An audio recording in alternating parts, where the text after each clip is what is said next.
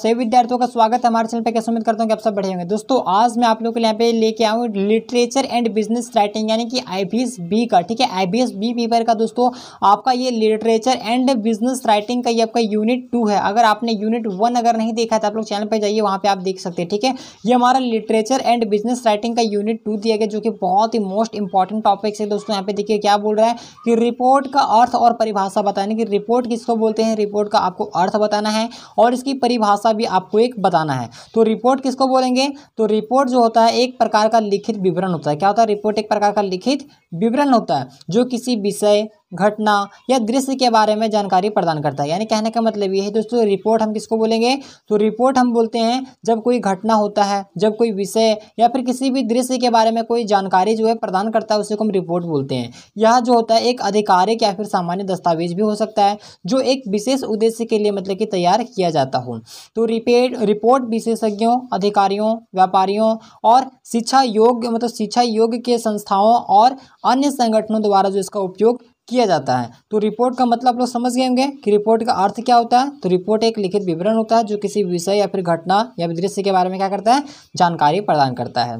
अब देखिए रिपोर्ट जो हो गया, अब रिपोर्ट का महत्व देखिए, रिपोर्ट का महत्व भी बहुत इंपॉर्टेंट है कि रिपोर्ट का जो महत्व है दोस्तों बहुत ही महत्वपूर्ण होता है, क्योंकि यह जानकारी को क्या करता है, संग्रहित करता है, उसका विश्लेषण करता है और प्रस्तुत करने का एक माध्यम होता है। इसके माध्यम से ही अधिकारियों को निर्णय लेने, समस्याओं का आकलन करने और नीतियों और कार्यक्रमों की समीक्षा करने की क्या करता है, उसमें सुविधा मिलता है। और रिपोर्ट जो है वो विभिन्न क्षेत्रों से नई नई जानकारियां, अनुसंधान या प्रदर्शन को बनाने में क्या करता है, बताने में मदद करता है। यानी कि रिपोर्ट का महत्व दोस्तों बहुत ही इंपॉर्टेंट है, बहुत ही महत्वपूर्ण रखता है। अगर रिपोर्ट अगर नहीं होता तो आज देखते हैं किसी भी मान लीजिए अगर कुछ होता है तो फटाक से क्या होता है कि न्यूज़पेपर में वहाँ पर रिपोर्ट डाल दिया जाता है। न्यूज़पेपर के माध्यम से आप लोग को रिपोर्ट मालूम पड़ जाता है। अब उसके माध्यम से क्या करता है सरकार जो उस पर संज्ञान लेती है।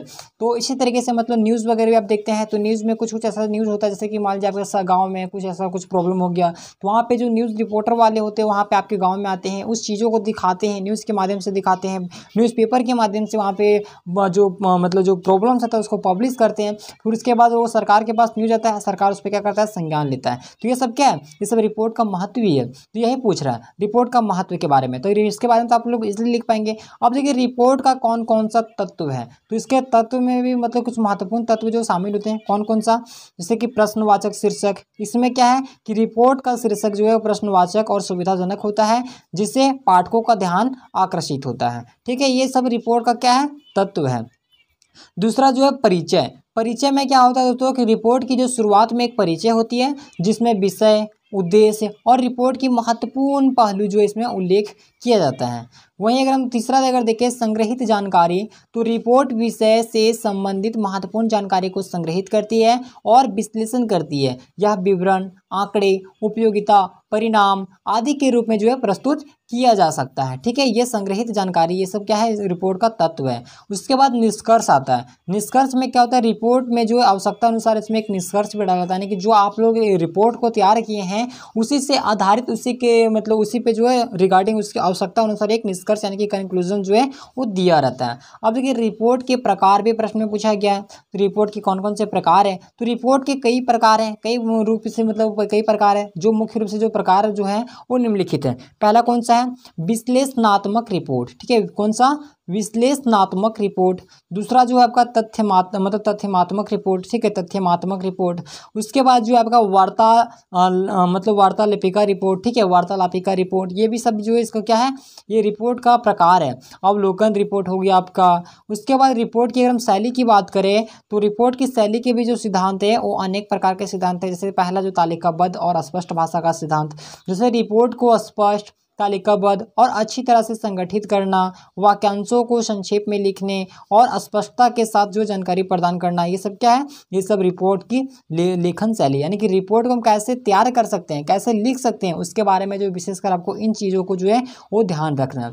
दूसरा जो है उपयुक्त शीर्षक, यानी कि जो आप रिपोर्ट लिख रहे हैं उसका एक उचित शीर्षक होना चाहिए। आप किस टॉपिक पे एक रिपोर्ट तैयार कर रहे हैं, मान लीजिए आपके कॉलेज में कुछ हुआ है, कुछ एनुअल फंक्शन मान लीजिए हुआ है, तो आपको पता है ना कि आपके कॉलेज में कोई एनुअल फंक्शन हुआ है तो आप वहाँ पर टाइटल क्या लिखेंगे, उसका शीर्षक क्या लिखेंगे, annual function of my college, इस तरीके से आप कुछ दे देंगे।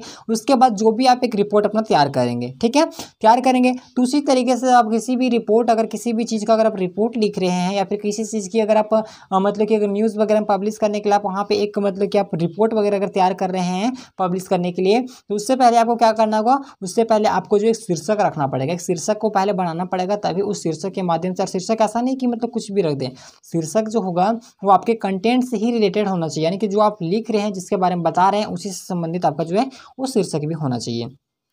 उसके बाद तीसरा जो होता है अनुवाद होता है, कि रिपोर्ट की जो यदि जो उपरोक्त समर्थन के साथ जो है अन्य भाषा में अनुवाद किया जाना हो, यानी कि दोस्तों कहने का मतलब है रिपोर्ट को मतलब बहुत से ऐसे लोग होते हैं जिनको हिंदी पसंद है, किसी को इंग्लिश पसंद है, किसी को फारसी पसंद है, किसी को उर्दू पसंद है।